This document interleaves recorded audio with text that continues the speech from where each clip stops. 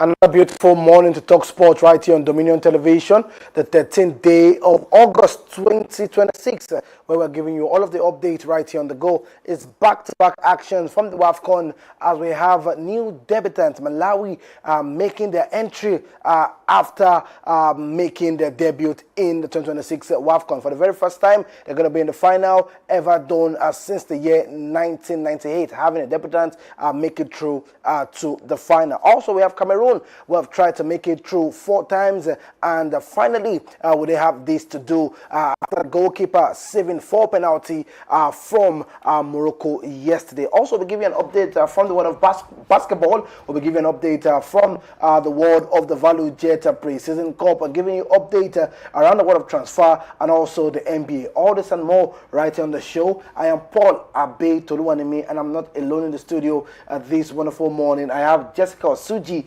joining me and donning the Paris Saint-Germain jersey, celebrating the Super Cup final that Paris Saint-Germain won against Aston Villa right there yesterday. Good to have you, Jessica. It looks exciting to have you don the jersey of Paris Saint-Germain. A wonderful morning to you, Toluwani. Unexpectedly, I was not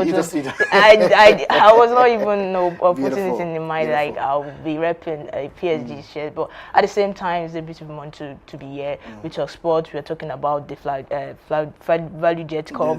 We're talking about the WAFCON also, because history is just being made right there. We have new debutants. You know, it's not we are not seeing the people who are there anymore. These are newcomers making a name of themselves. The goalkeeper having a beautiful campaign by the way, and also we'll be talking about the play of the Super Falcons and South Africa as well.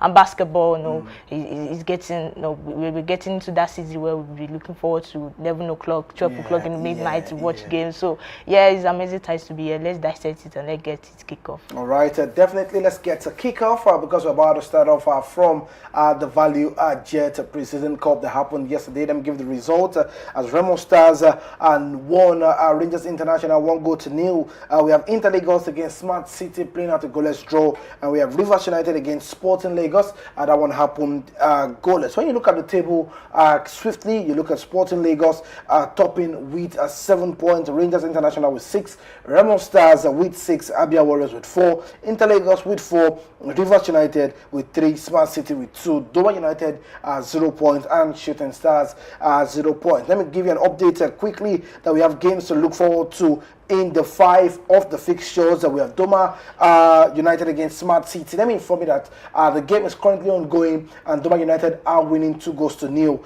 right there. Also, let me inform you that Abia Warriors against Sporting Lagos still to come by 2 p.m. and Shooting Stars are going to face Rangers International by 4 p.m. Jessica, it's the 5 of the Value Jet Cup. How exciting has it been for you, and what are the positive you can take from this Value Jet Cup? The only positive thing I can take is that we are seeing clubs that are now leading, especially the Sporting Lagos. They are leading with 7 points now. So it's definitely showing a more exciting times when it comes to preparing for the MPFL next season. The only sad thing about it is seeing Shooting Star with no points. And due to the fact with the transfer they've made recently, should we say we should be worried about that at the moment? But in as much as we look at it, it's still pre-season, it's still testing the preparedness of every team, the board and the members. So it's something we are looking forward to. Exciting times, like you said, goals, we'll be looking forward to that. We see Doma United, Smart City, they're racking up goals, and at the end of it, they have something to be rewarded for that, the prize money and everything. So we are looking forward to that. And definitely we'll be keeping track with that and giving the audience updated about it. All right, Jessica, quickly, if you look at most of these teams, Sporting Lagos, you look at Inter Lagos, they'll be playing in the Value Jet Cup for next season. Shooting Star, just like you said, these are preparations for next season. tactically and technically, how exciting have these players been able to put themselves together for next season? Are you saying positive going forward? I mean, are you saying that it's not going to be the same boring football we will see next season? Are we going to see good tactical play? Are we going to see progression football? Are we going to see the football that we watch in Senna Climbs? Are we going to see it for next season in the MPFL? We see it definitely for next season, because competition like this are what bring out the talent and the approach for everyone. So yeah, it's going to be exciting, because you are looking at Sporting Lagos, Inter Lagos. You see they are fast playing football, and you are seeing many tactical approach by different coaches in here. So it's the preparedness we are gearing up for the upcoming season. So everything. Each team now putting themselves together is just something that we fans have just to relax, and you trust wherever the board and the members of the teams are preparing for. And hopefully, like you said, we are not going to see a boring season, because definitely fans have to travel. The travels are being made. You are looking at the away games and the home games. So yeah, it's something that we want to see. Exciting football. You see goals. The excitement, the energy. So yeah, competition like this will definitely bring it out. And I hope next season we have something to know, a good season to look out for. All right, beautiful. That's the update coming through from the Value Jet Cup. We'll be giving you more of that result is happening right there between Doma United and Smart City. Just like I said, it's still in favor of Doma United getting a goal, 2-0 currently ongoing. Let's move away from the Value Jet Cup, and let's give you update coming through from the WAFCON. Yesterday was exciting as we had the semi-final stage upon us, and trust me, it was thrilling as Malawi, the new debutants, were able to knock out Algeria 3-1. Two red cards in that game, and one player stood out in that game. That's the Chiwenga sisters. But it's just one Chiwenga, another hat-trick again for this fantastic run of form, for Malawi and the Chiwenga sisters. For you, did you see Malawi, as a threat aside from that one they did against the Super Falcons? Before that? Well, before the games, we were talking about the underdog, the debutants. They were having the similar story with Cape Verde. And when they played that games against Super Falcon and won emphatically 3-2, I definitely add a little bit of hope for them. And when the game against the one they lost against Zambia, it was definitely a setback. But the way they organized themselves, bounced back for me. And we can't say if they had that much experience, in this WAFCON competition. But they did not show any signs of that. They came forward, they faced against big teams. We're talking about Nigeria. We're talking about Zambia. We're talking about Egypt. We're talking about those people that were recognized. We're talking about Algeria, and winning 3-1 at that. It shows something that maybe they were preparing for it, and when they got their opportunity, they were just able to strike. And it's a beautiful story, by the way, coming out as a debutant, ranked 153rd in the ranking, and they did not show that being intimidated by any team by that. So it's just something I feel like WAFCON story is changing. It's no more big teams anymore. Even clubs, teams that you don't have your sight on can just come out from nowhere. We write these stories and history. So it's something a Super Falcons should learn from. Now I can say history is no more winning games or giving you that credit anymore. If you don't know what you're doing on the pitch of play, then definitely you are out. Definitely. All right, let's talk about the Chiwenga sisters. For you, how exciting have they been in this competition? The names were not ringing bell before this competition, except you go through the history books of who are the Chiwenga sisters, and you go back to the clubs that have been playing. What have been exciting in this competition? How great have the Chiwenga sisters been for you in this competition? Making a name for yourself in a big competition like WAFCON, it comes with much experience, and they've been able to do that. Scoring goals against big teams as well is a better way to do that for yourself, because now we are looking at new names. No more we are not looking at the Super Falcons big names, the Rashidat or Shuela. Now they are new names. Even the Cameroon goalkeeper. You know, this just shows that the future is still bright. Many talents and prospects can come from competitions like this, and big clubs can look forward to signing them in the club. So yeah, it's something I feel like if you're talking about the Chimanga sister, definitely it's just in an underground players that making step by step and reaching that stage and still showing that dominance when it comes to even if it is not from you're not coming out from a team well known like that, but still pushing out, because as they are doing it individually, they are carrying their team. Now they are in the final. So it's something I feel, if you're making a name for yourself, also make a name for your country. Beautiful. All right, let's move away from Malawi having to make their debut and enter the final. Let's talk about Cameroon. Cameroon are back in the WAFCON final. WAFCON final. The year 2004, they lost to Nigeria. 2014, they lost to Nigeria 2-0. 2016, they lost to Nigeria 1-0. And in 2026, they're going to face Malawi. 3 final defeat, one more chance.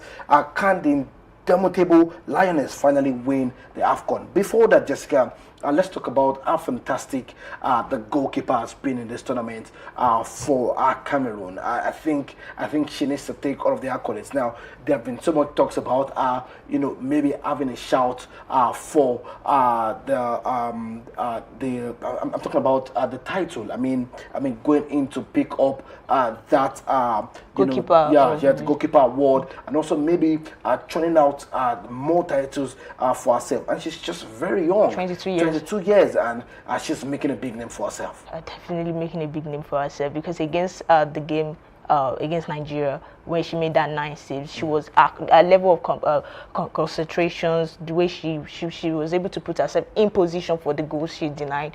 It was something of brilliance. I can't deny that.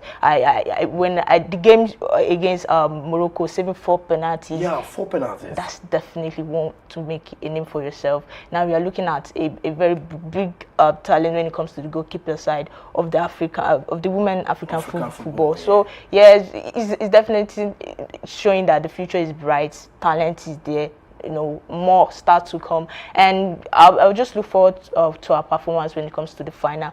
Maybe she can still produce some more standard performance when it comes to against the Malawi side, but we wait and see. But at this stage in time, 22 years in this competition is a big prospect. When you look at a picture, on the screen, and CAF saying no entry, were you expecting, a dominance like this? I think the only goalkeeper that has actually made headlines is Super Falcons goalkeeper, that's Chiamaka Nnadozie. But when you see, her physique, her height, and all of that, you would not want to give her a shout, Jessica. Definitely not want to give her a shout, because for me, I feel like maybe Morocco should have even have scored, or even have, but against this in between this game, still having that compact and defending the Moroccan side without them scoring a goal, without conceding, is something to write home about. And yes, I think maybe we are now looking at the era of comparing. I'm not saying comparing, but looking at that side of the grace we gave Chiamaka Nnadozie to this beautiful talents here in front of us. So yeah, it's something to watch out for, and definitely when it comes to the final, we still be looking at to our performance. Okay, definitely we'll be looking at for our performance, and the name is Micheli. Yes, Beyina. She's playing for Benfica. A very close friend to Christy Chebi. I saw them talking after the defeat to the Super Falcons of Nigeria. All right, let's move away from that, and let me give you more story still to come. Right there, when you look at the big things happening today, is the ticket for the World Cup. And let me inform you that the Super Falcons of Nigeria are going to take on South Africa by 9 p.m. tonight. It's going to be exciting. But let's look at the head-to-head between these two sides. Thanks so much, my producer. You look at the total matches played by these two teams, 12. Total matches won 4. Total matches drawn 4. Total match lost 4. Total goals scored 11 and 10. Total goals conceded 10 and 11. So it's tight. It's tight. A fair, affair between these two, and it's going to be very interesting to see how this one plays out. Just one team will go on to the next round of the playoff. Jessica Osoji, How do you think Justin Madigo will set up his side? You know, he has been talking about the press conference, you know, how his players need to come into play, you know, how they need to put things together. But for you, how do you think they need to set up their side? What would the South Africa be bringing to the Super Falcons? And what do you think, you know, Super Falcons will also bring in for, you know, the Bayanas? One thing the Super Falcons needs to look forward to, they were the decorated side to be able to qualify, to gain that qualification side by even maybe winning, going into the final. But now they have to fight for their place when it comes to this playoff.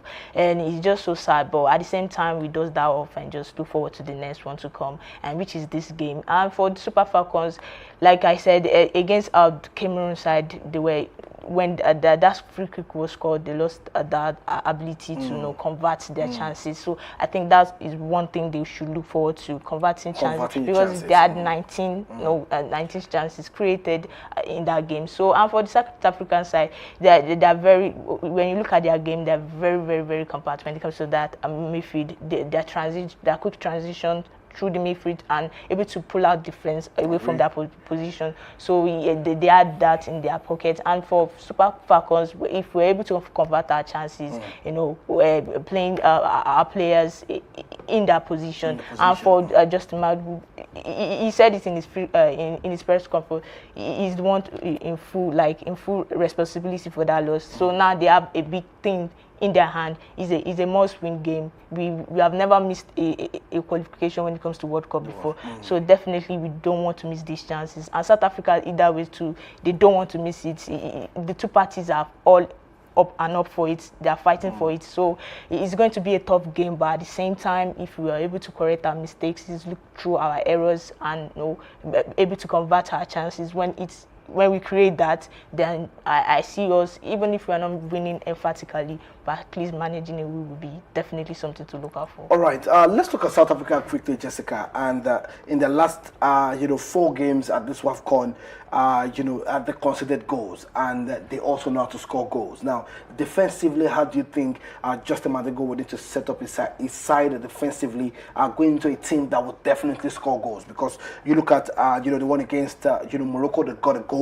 Against Burkina Faso, they got a goal. Against South Africa, they got a goal. Against Tanzania, they got a goal. Despite them losing or drawing, they will definitely get a goal. So how do you set up your side not to concede goals? Because that happened against Cameroon. You got the goals. A goal went in the back of the net, and you could not get the goals. And that's what you said.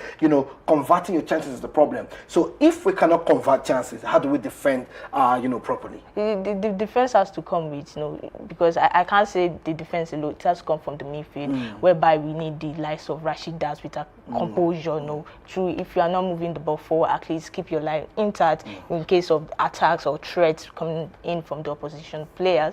And for Justin Madu, he doesn't have to do much, if you ask me, because in as much we could say he's not technically brilliant like that, because individual performance has been what has been selling for the Super Falcons of lately. So I can't pick up or try to make this partnership altogether will make it, because I can't even think of one. But if you are looking at that individual performance, which I hate to say we should use again, but if we are able to pick up the right people who can stand up in that position when it comes to defending, and also the goalkeeper as well. But I see us, if we are not getting that chance, at least if we can draw the game or move to penalties, that one will still be one to look out for, if I'm being honest. Now, I want to ask you, how would you think of the edge out victorious between the Bayanas, and the Super Falcons Nigeria?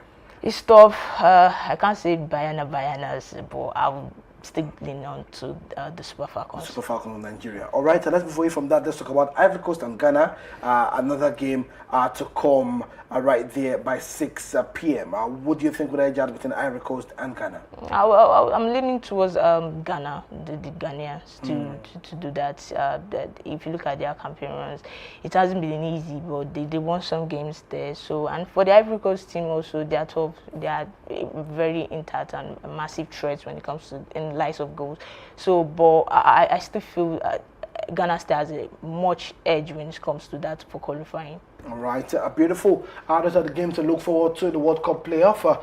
Sports to get a ticket right there for 2027. And let me inform you that Ivory Coast are going to take on Ghana, and the Bayanas are going to take on the Super Falcons of Nigeria by 9 p.m. So make sure you drop your predictions ahead of that one, and you are part of the exciting, game set upon us for today. Also, let me remind you, it's going to be Cameroon, the indomitable Lioness against Malawi, the new debutant making it to the final since 1998. We have not had a new debutant make it to the final. All right, let's move away from that and let's talk about basketball quickly. Let me inform you that after 2 games right there in Foshan, things brings to an end to a 3 games exhibition series with the Chinese women basketball team. The Tigers move on to Spain for more preparations games ahead of the 2026 FIBA Women's Game. Let me inform you that it's 3 games and 3 close finishes right there. The Tigers have arrived in, and finally they are making that one for themselves. Jessica, how exciting has the Tigers have been for you right there in China, and having the next move again going forward? There's no time to rest. Yeah, that's what I can see. And also, for them to be able to bounce back against that defeat they had against China, but it doesn't show maybe they are much prepared. It just shows decency when it comes to that. He's taking it step by step. Now they move to Spain, gain more experience. I know change some tactical formation when it comes to that, test on some players, have many players to get some minutes in games like this. And yeah, we see that. And when it comes to the final stage, if they're able to complete that, so definitely will be ready when it comes to that FIBA World Cup. All right. Also, let me inform you that the Under-18 tournament happening right there in Cote d'Ivoire.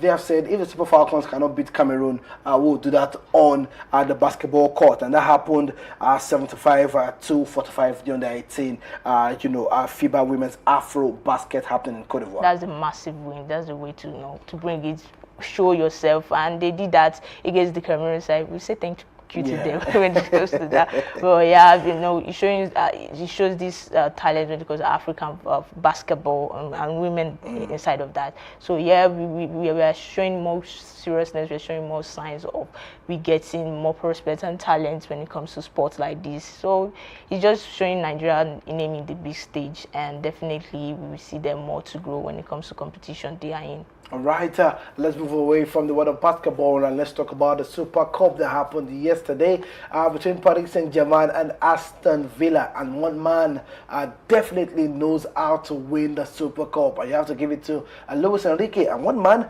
who has had 4 appearances and 4 defeats, Unai Emery. I think he needs to get the books from Luis Enrique. Let me inform you that happened yesterday. How exciting was that match for you? And you look at some of the things that were expected.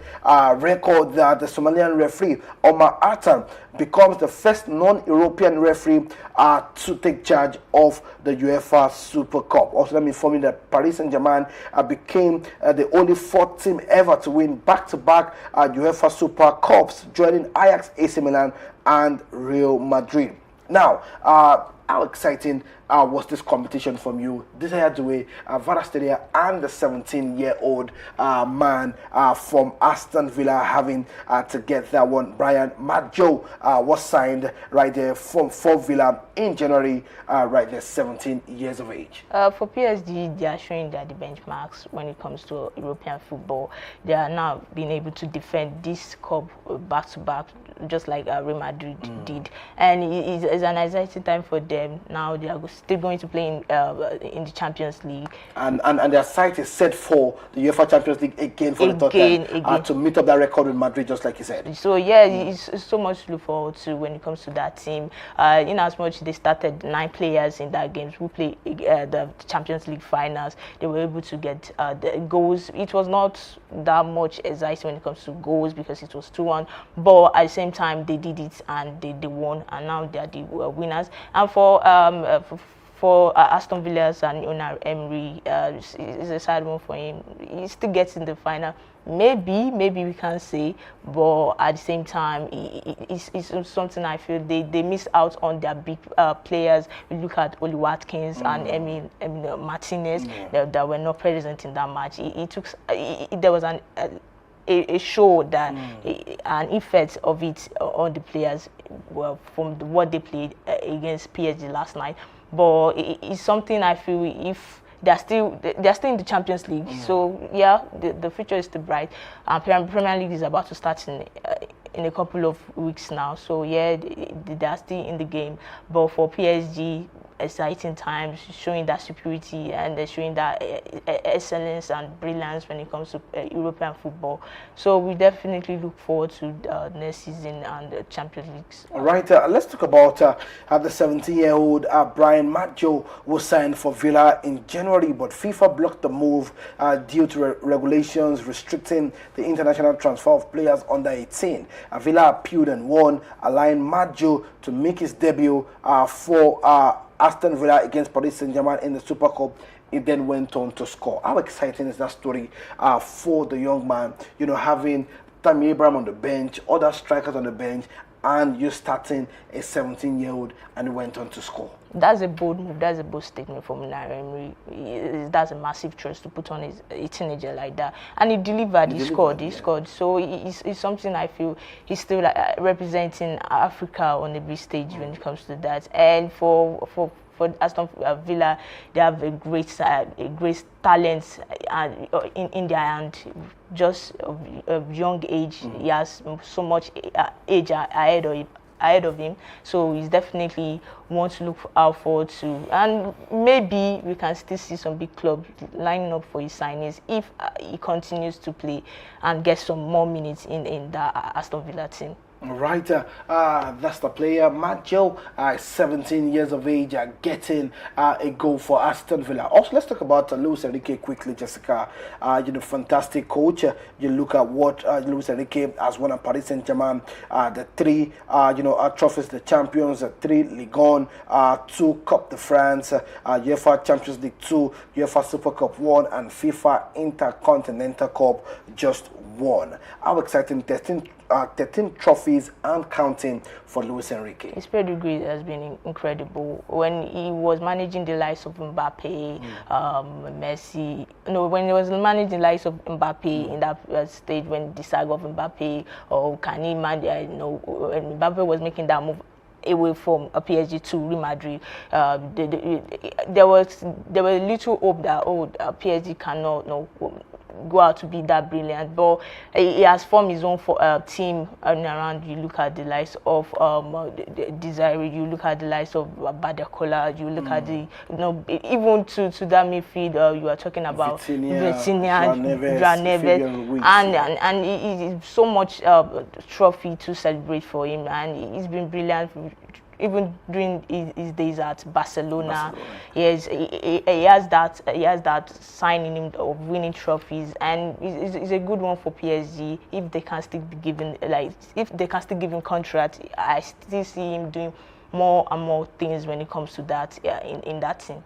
All right, that's Luis Enrique for you. 13 trophies right there for Paris Saint-Germain. All right, let's move away from the Super Cup. Let's talk about some of the friendlies that went down yesterday at Manchester United against Leeds United. They played out a 1-0 draw, and they had to go to penalty shootout, and United are winning 5-4. Also, Arsenal also won on penalty shootout yesterday against Como. The Madrid also winning one of the FAS Cup. One of the FAS Cup, the one that won yesterday. All right, those are some of the friendlies that went down yesterday. Let me bring to your knowledge that Cuti Romero has joined Atletico Madrid. How much of an addition will Cuti Romero bring to a side like Atletico Madrid and for Diego Simeone?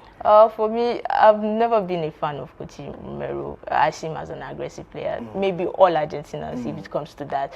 But to join Diego Simeone's side, definitely an Argentine. Also, who is also an Argentine. Diego Simeone. So I see him being much like of a prospect when it comes to that. He has his days of when it comes to him defending well, even at times in Tottenham Hotspur. But the one thing I will still be looking out forward to is injuries. It will need to be long term again. With that same thing continue, but going into the La Liga, that's a different experience for him. So yeah, bright future and experience for him, and definitely want to watch out for. All right, that is Cuti Romero joining Atletico Madrid. He's going to be playing in Spain, La Liga for next season. Let's talk about the new addition to the ranks of the Orange Wall of Netherlands. We're talking Xavi Hernandez has joined, and is going to be the manager of the Netherlands. Do you think he has what it takes to coach a team like the Netherlands and quality players like that? I don't see that happening. For me, as Xabi, he's not a bad coach, but yeah, he hasn't been one of those, I would say, maybe a great coach either. To take up a side like the Netherlands, even when it comes to talent, managing players like that. But if opportunities can still be open for him, there's still room for improvements. We haven't tested it out yet. So when that time comes, definitely you'll be on the radar. We'll watch out to see what he can do with the team. All right, that's the update coming through from Xavi Hernandez joining the Netherlands, becoming the head coach. Let's move away from that. Let me inform you that Romelu Lukaku, Dusan Vlahovic have both joined the Turkey-based club. Lukaku has joined Fenerbahce. Dusan Vlahovic has joined Besiktas right there. I think it's exciting times to see new players joining. I think Mason Greenwood join. We have Victor Osimhen. We have Paulo Nacho, we have Mohamed Salah. We have great players. We have Marcus Asensio joining that ranks for Fenerbahce. So I think it's now becoming a world global league right now for Fenerbahce. How exciting is it to have Lukaku and Dusan Vlahovic join the Turkey side? These are two great signings for the Turkey side. If you're talking about Romelu Lukaku, look at his days at Inter Milan, even at Napoli, Manchester United.